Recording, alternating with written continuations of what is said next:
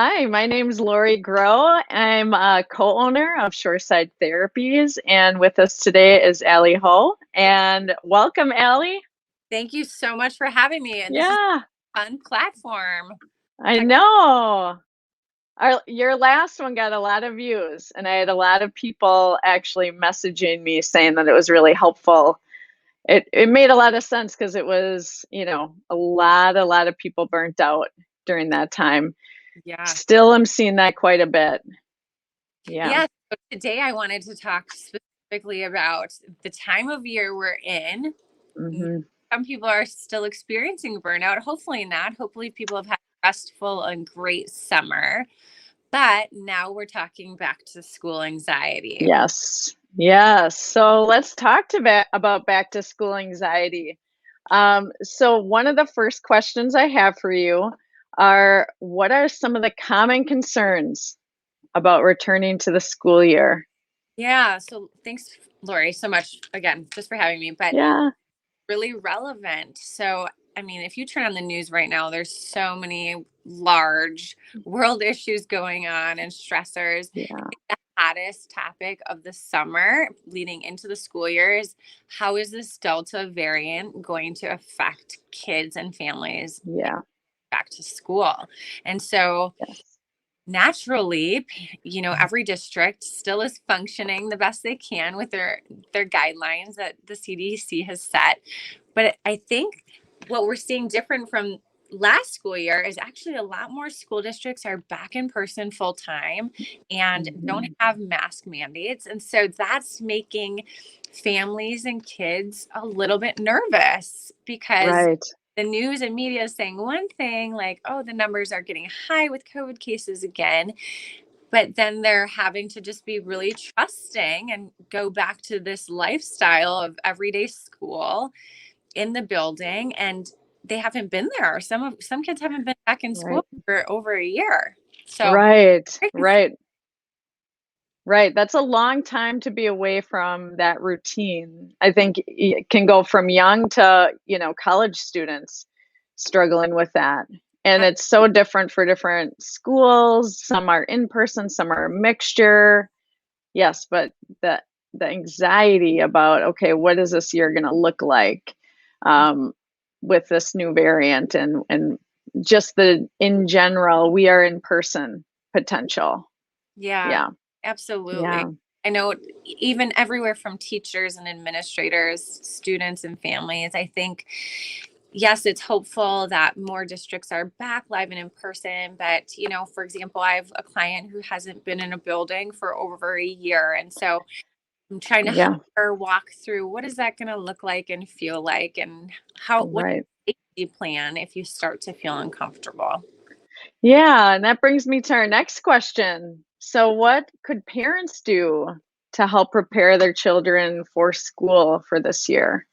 Oh my goodness. Well, first of all, have you gone back to school supply shopping? Oh I my gosh. was at Walmart yesterday and the shelves were so picked over. But bigger Yeah. than that, right? So in August, I think that parents can help their children start getting to bed earlier and getting Yeah. a good sleep schedule going. And this is everywhere from kindergarten up through again college age. So just Hmm. to get your body back into the routine of, okay, I have to be somewhere tomorrow. I have to Right. be up earlier. So getting to bed earlier, starting to shop for those school supplies, even Yeah. stocking your refrigerator, right, for more healthy, balanced foods that are going Yeah. to lunchbox, all of those things. I just went grocery shopping this weekend and thought about easy, quick, grab and go things Yes. for the year. Yes. Yeah, and I do think at that first week, having it set out like convenient and just easy to go makes it go a little bit better while we're all getting used to that transition. Yep. Yeah. I think obviously COVID related, maybe washing all of those face masks, maybe talking to your kids, asking how they are comfortable presenting and appearing for school. If they might have kids and classmates that choose to wear a mask. And so starting to Right. have conversations about COVID and going back to school. So what are you going to do if you start to feel uncomfortable? How close can I get to Mhm. my friends in my classroom, right? Whether or not the Yeah. teacher is wearing masks. So just starting to have those conversations can certainly ease younger children's minds so that they know what Yeah. to expect. Yes. Yeah. I like that. I like that, the conversation of what that's gonna look like. And, unfortunately, we just don't know what it will all look like. But just saying, we will tell you, we will help you out. How do you feel about wearing the mask? What distance seems right for you? Which if it's, in school and they're little, that's obviously really hard for them to, have the space, but teachers are there to guide. And so letting them know if you're unsure, you can just ask. As an adult, yeah. Yeah. Every transition, middle Yes. schoolers entering a new building and getting used to Hmm. first time. High schoolers, same thing. My client is a high schooler going back for her senior year and again was not in the building last year. So how do I celebrate the excitement of being in high school and being active and participating in Yeah. the community when I'm just a little bit unsure about relationships and friendships have Yeah. changed over the summer. So I think at any stage, even college kids who maybe weren't in person and were virtual and Hmm. now they're going back again, where do I go? And where are Right. the buildings located? Who are my teachers Yes. and what's my route or my daily schedule going to be? So just all of Yeah. it and getting a little bit prepared now is good. Yeah, I like that idea of even just doing like a little bit of a run through of what is it going to look like. So my kids are younger, so I have to kind of let them know this is what the routine is going to look like. These are the four main things you got to do in the morning, and having that list helps at least my kids, and it helps me from saying, "Hey, let's go, move it," so that they kind of have that routine already built in and know what is this first day going to look like. Yep. I think that's a great idea. Yeah. Um, all right. So, what can kids and or teens do to prepare for the school year? So, kind of along those same lines. So, this is kind of taking the parent out of it. What can a student do? What are some things that a student could do to help prep? So again, get to bed early, start Yes. schedule now. I have a college student going back for her junior year at Madison, and she's taking these 2 weeks to Mhm. get her sleep schedule on track, right? She's I love that. care of her body. She's working on what routines do I want to have Mhm. during the school year that I can start to implement now so that my brain can be functioning and turned on during the day when I'm in school. And then how am I going to manage my study time outside of school? Right. So just Mhm. thinking about it, catching up on some rest from the summer that you didn't get, Yeah. uh, maybe doing some exercise that you're starting an exercise regimen Mhm. that you typically have during a school year, right? A lot of sports and activities are starting back up. Mhm. Um, Maybe getting in those last minute socializations on the weekends with your friends, Yeah. have last, summer hurrah, that's fine. But I think most importantly, again, knowing your upcoming school schedule for the fall. Where are your classes? Who are Yeah. who are your professors? How can you be the most successful throughout the semester? Yeah. And what would you say with with habits? Because I do like that starting ahead now, because it depends when students are returning. But do you tend to notice that students maybe add more habits than they maybe should right before they go back to school? I guess wondering a little bit about that, if you see that happening. Yeah. So my Yeah. my junior in college at Madison again. So she's focusing on sleep right now, these 2 weeks. She's also Yeah. then forcing herself to get up early and stay up and try not to nap in the afternoons because again, this is going to be when she's sitting in a classroom and Mhm. forced to focus. And so it's a total mind body effort that has to happen here when you're going through some kind of transition. If you've been staying up late all summer and sleeping in late, Mhm. well, now it's got to be you got to try and stay up during the day when you're going to be expected to be thinking and focusing and concentrating.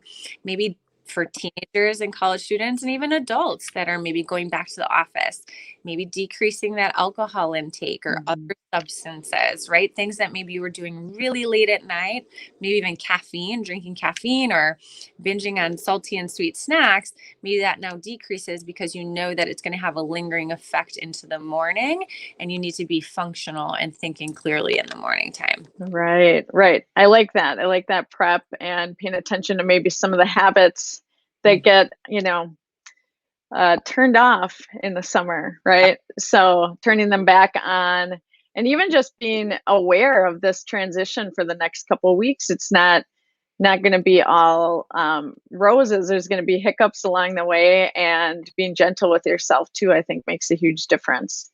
Yeah.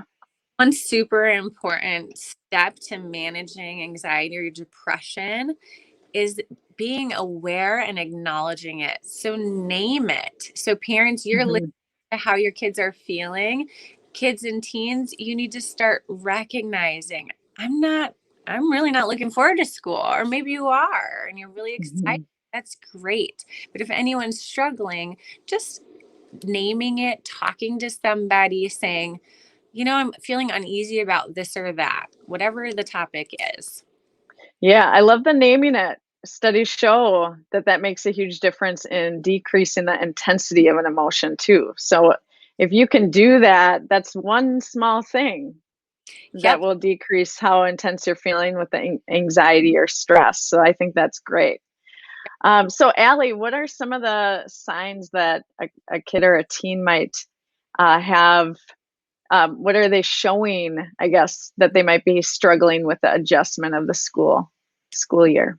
Yeah, absolutely. So common signs and symptoms of depression or anxiety, what parents want to look out for, or teachers want to look out for, is obviously like withdrawing or isolating, maybe not choosing to go out for a sport or activity that they've always participated in, maybe again sleeping in past that alarm clock and not even wanting to get their school day started.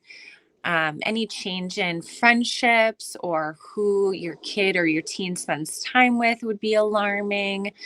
If you see just a sudden shift in attitude, maybe not engaging with the family as much, those are really alerting signs and symptoms that something's off, right? It doesn't have to necessarily become diagnosable depression or anxiety, but that's when those important conversations should happen. Hey, I'm noticing that you have fallen asleep on your homework for the first couple of weeks and not been turning it in on time. And that's not how we want to start a school year. So let's talk about this. Is there anything bothering? Yeah. Yeah. Yeah, I like that. And just saying I'm noticing versus any sort of like accusations or blaming or anything. I feel like that word is so valuable when having a conversation, really with anyone, when you're noticing like a sign or a symptom of something and you want more information, because there's no accusation in it. Yep. Yep. Yeah. Where I statements come in really handy. Yeah. I'm feeling certain emotion about a behavior that you're presenting with, and I would like to see, right? And sometimes parents, we get a little bit accusatory, right? Right. You haven't emptied the dishwasher all week. What's wrong with you? Right. Approach, right? Your teen is going through a transition, and it could look different every single year for the back to school fall season. And so gently approaching with care and compassion is definitely needed during this time. Yeah, I think that is great. That is great. All right, Allie. So last question I have for you. So Ready. what are some of the suggested coping skills to manage anxiety for the start of the school year? So what could a student do? So Yeah. you mentioned sleep is Yeah. the important, right? Let's give our bodies rest at the time of day that they need the rest so that we can be awake, alert, and function as our best selves during the school day.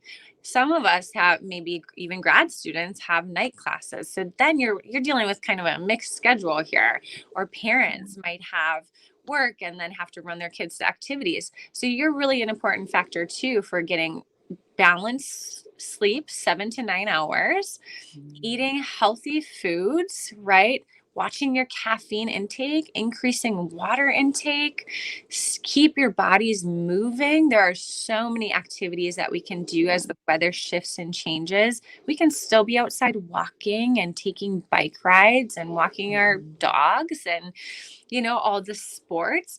And parents, don't forget about yourself, right? You're driving your kids to all these activities. How are you two moving and staying active Yeah. all season? That's really important. Fall is a Yeah. time to take family hikes on weekends or family bike. Yeah. Yeah, I love that. Keeping moving, paying attention to your body, making sure that you're taking care of yourself that way for Mhm. sure. Gives you a better chance at a good start of the school year for sure.